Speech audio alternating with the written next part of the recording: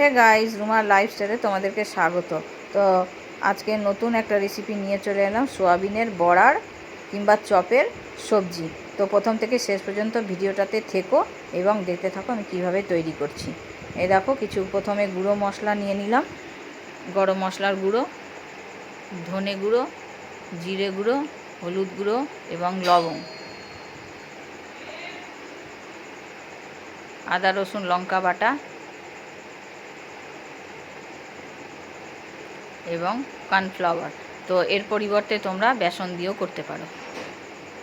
তো আমি কর্নফ্লাওয়ার দিয়ে এটা তৈরি করছি। এই দেখো, সোয়াবিনগুলো আমি একটা মিক্সার গ্রাইন্ডারে গ্রাইন্ড করে নিয়েছিলাম। তারপরে জল দিয়ে, গরম জল দিয়ে আধা ঘন্টা ভিজিয়ে রেখে দিয়েছিলাম। তারপরে জল সোক করে মানে চেপে চেপে নিয়ে একটা বাটিতে উঠিয়ে রেখেছিলাম। তারপরে কর্নফ্লাওয়ার দিলাম, সব মশলাগুলো দিয়ে দিলাম এক এক করে, দিয়ে ভালো করে মেখে নিব। যদি জলের প্রয়োজন থাকে তাহলে তোমরা জল হালকা সামান্য দিয়ে এটাকে গড়ে নেবে।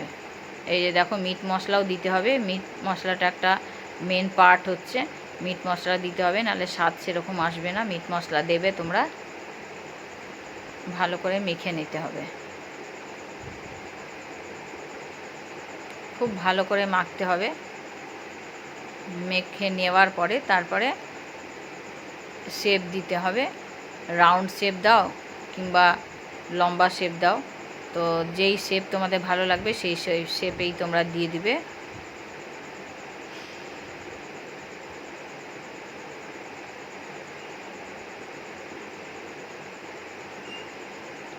দেখো, হয়ে গেল তৈরি। এবার আমি শেপ দেব। আমি লম্বা শেপটাই দিয়েছি।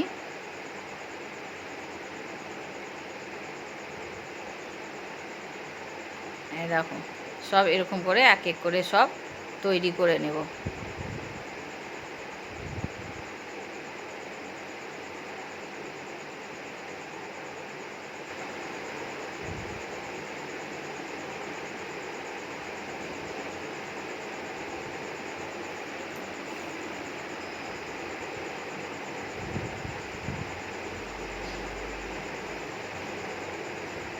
এই দেখো, আমাদের সব গড়া হয়ে গেল। এবার আমি একটা কড়াইয়ে তেল গরম করতে দিয়েছি। তেল গরম হয়ে গেলে এক এক করে ভেজে নেব। গোল্ডেন ব্রাউন হওয়া পর্যন্ত ভাজতে হবে। তো ফ্রেন্ডস, তোমাদের এই রেসিপিটা কেমন লাগলো অবশ্যই কমেন্ট বক্সে জানাবে যে তোমাদের এই রেসিপিটা কেমন লাগলো। তো জানালে আমি আনন্দ হবে, ভালো লাগলেও জানাবে এবং খারাপ লাগলেও অবশ্যই জানাবে। তো এই দেখো, গোল্ডেন ব্রাউন পর্যন্ত আমি ভেজে নিলাম। হয়ে গেল আমার এক পিঠটা হয়ে গেছে ভাজা। এবার আরেক পিঠটা ভেজে নিব, তাহলেই হয়ে যাবে আমাদের বড়াটা। এক এক করে এরকম করেই ভেজে নিতে হবে।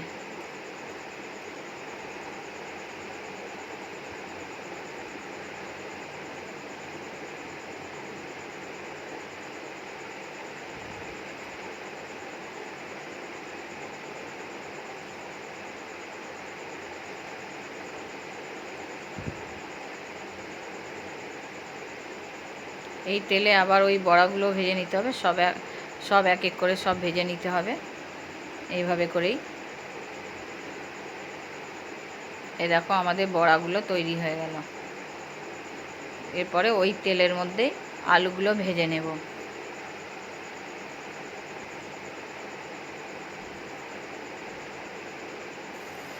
আলুগুলোকেও লাল লাল করে ভেজে নিতে হবে।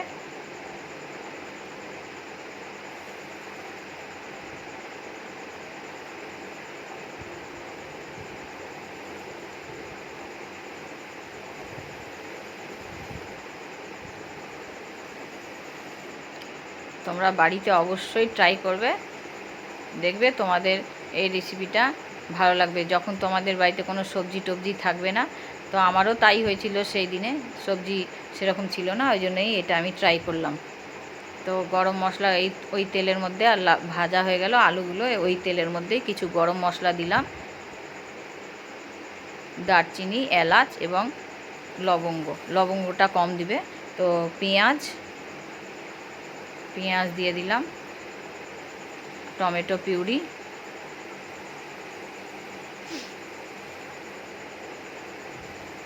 আদা রসুন লঙ্কা বাটা দিয়ে ভালো করে কষাবো।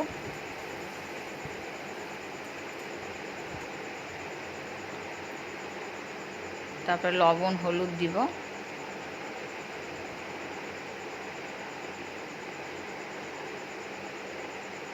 লবণটা পরিমাণ মতন দেবে, কেন যে বড়াতেও লবণ আছে।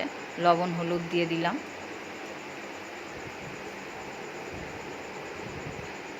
লবণ হলুদ দিয়ে ভালো করে কষাবো। মশলার কাঁচা গন্ধটা যাতে না থাকে অতক্ষণ কষাতে হবে। চিনি দিয়ে দিলাম সামান্য ব্যালেন্সের জন্য। মিট মশলাটা যেরকম বড়াতে লেগেছে সেরকম এই সবজিটাতেও লাগবে, কেন এটা মাংসের মতন হয়, খুব ভালো লাগে। যেরকম তোমরা কিমার বড়া খাও সেরকমই এটা হয়, খুব ভালো লাগে এই রেসিপিটা। তোমরা অবশ্যই বাড়িতে ফ্রেন্ডস ট্রাই করবে, আশা করি তোমাদের ভালো লাগবে এই রেসিপিটা। এই দেখো হয়ে গেল কষানো, এরপরে আলু দিয়ে দিব। আলু দিয়ে কিছুক্ষণ কষাবো।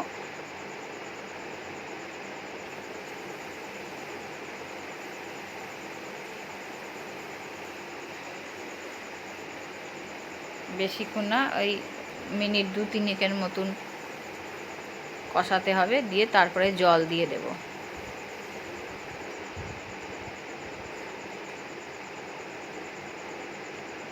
এই দেখো হয়ে গেল কষানো, এরপর জল দেব। জলটা পরিমাণ মতন দেবে, যে যেরকম ঝোল ঝোল যদি খাও তাহলে একটু বেশি জল দেবে, আর যদি গ্রেভি টাইপের থাকে তাহলে সামান্য জল দিও। আগের থেকেই তো আলুটা সেদ্ধই ছিল, ভাজার সময়তেই 80% সেদ্ধ হয়ে গেছিলো, তো সেরকমই তোমরা জলটা দেবে।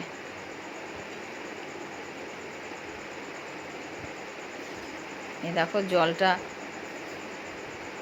ফুটে গেছে, আলুটা দেখে নিলাম সেদ্ধ হয়েছে কিনা, তারপরে বড়াগুলো দিয়ে দেব। দেখো বড়াগুলো দিয়ে দিলাম। তো তোমরা যদি মনে করো যে তোমরা এমনি ভাজা বড়া খাবে, সেটাও তোমরা খেতে পারো, সেটাও ভালো লাগে খেতে। তো এই দেখো কিছুক্ষণ ফুটবে, তারপরে ঘি গরম মশলা দিয়ে দেব, তাহলেই আমাদের তৈরি হয়ে যাবে সোয়াবিনের বড়ার সবজি।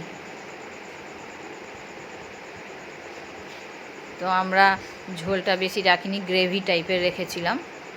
তো তোমরা যেরকম খাবে সেরকমভাবেই তোমরা রাখবে। এ দেখো গরম মশলা দিয়ে দিলাম, ঘি দিয়ে দেবো, তাহলে আমাদের তৈরি হয়ে যাবে। তো ফ্রেন্ডস, তোমাদের কেমন লাগলো এই রেসিপিটা অবশ্যই তোমরা কমেন্ট বক্সে জানিও, তাহলে আমার জানালে আমি খুশি হব। ভালো হলেও জানাবে, এবং যদি খারাপ লাগে সেটাও জানাবে। ভুল তো মানুষের হতেই পারে, সেটা তোমরা অবশ্যই জানাবে। তো এই দেখো, তো ফাইনালি আমাদের তৈরি হয়ে গেল। ভালো লেগে থাকলে একটা লাইক করে দেবে। Thank you.